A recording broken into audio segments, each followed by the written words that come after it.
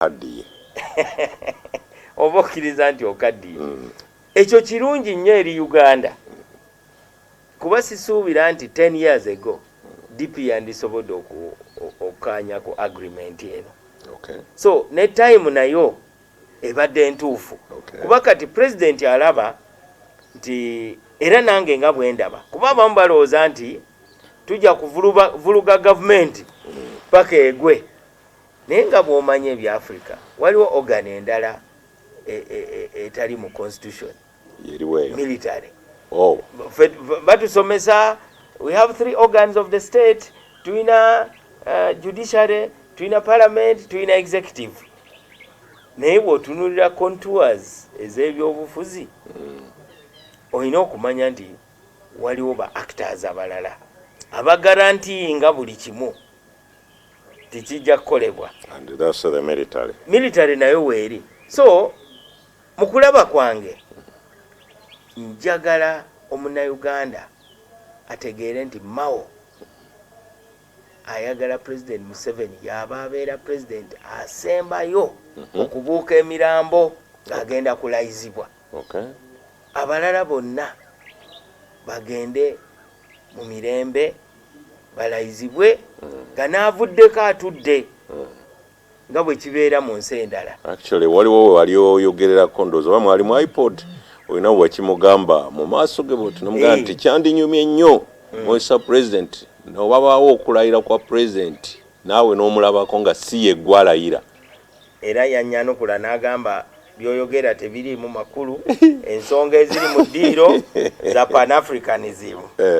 Tulina okuteeka essira ku pan-africanism n'olwekyo ebibyo ebya transition ebyo bibyo tomanyi nti waliwo ensonga y'okugatta Africa. Ekyo nga gwe munnamawulire bakikusomesa bakiyita deflection. Kati oba oleesa ensonga nkulu oli nakideflectinga n'agamba eyo yano ensonga eyo nayo weeri naye eba nkulu naye n'aginafuya. Tulina okugatta Africa. Kati buli amuwulira n'agamba kitegeeza Africa webanga teyeegasse bino ebya transition tebijja kukola. Naye kati we bituuse nga bw'ogambe nti ayogera nnyo ku bazzukulu. Yes. Kitegeeza nti naye atandise okulaba nti Uganda erina okubeerawo after him nga si ye president. Kati mu kulaba kwange ndowooza wajja kubaawo phase nga 3. Phase eno gye tulimu okugenda mu 2026 kukaanya ku bye tulina okukola okutereza Uganda. Oba constitutional review, dialogue, reconciliation, okwenenya n'okusonyiwagana. Tulina okukaanya ku bye tugenda okukola. Kyemmanyi tuyinza okubeera ne gavumenti eya buli omu mu 2026. Government, transitional government of national unity. Okay.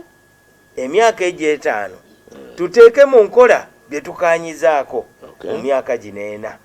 Kati Uganda empya gye boogerako yeeri eya 2031.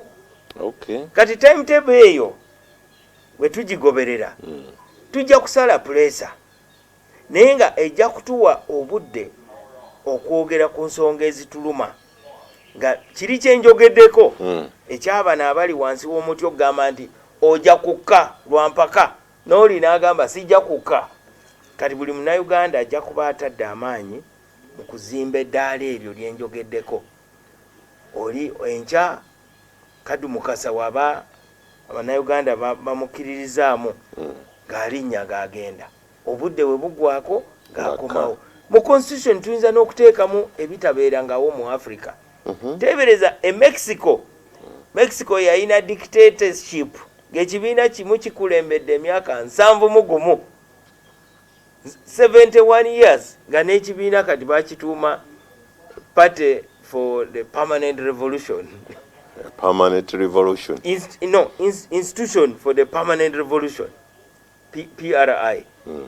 Naye ne bakolawo constitutional reforms bye bakaanyaako nga bakulemberwa ataali na munabyabufuzi yali akulembera Coca-Cola mu America oyo yali mukulembeze wa Coca-Cola naye kumanya ba Mexicans bali batamidwa dictatorship n'abakulembeze abalemera mu ntebe mu constitution ne bateekamu buli mukulembeze alondebwa akulembera myaka 6 taamu emu fuluma nga batamiddwa eyo nayo option tugiina mu Uganda naye tetujja kwogera binaataasa Uganda nga buli omu ali ku bunkenke twesudde amabanga abali waggulu ku muti kati bavudde n'ebyokuyamba Bannayuganda okuva mu bwavu bavudde ne mu kulaba nga abaana basoma n'ebyobulamu babivuddeko bali ku kimu tetujja kukka kati n'abaana abali